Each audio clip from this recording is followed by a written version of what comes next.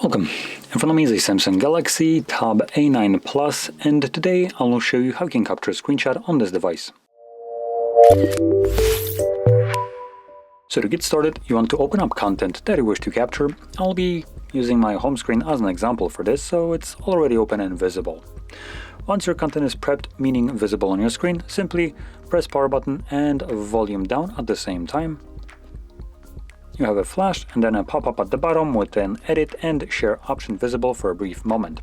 After a moment it will disappear.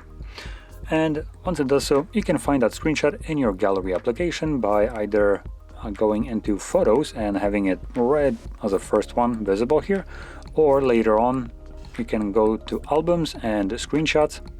You can just press albums here and it will be listed here as well. And here you'll find only screenshots that you've captured over the time. So it might be a little bit easier to locate it if you have a lot of photos and videos. So there we go.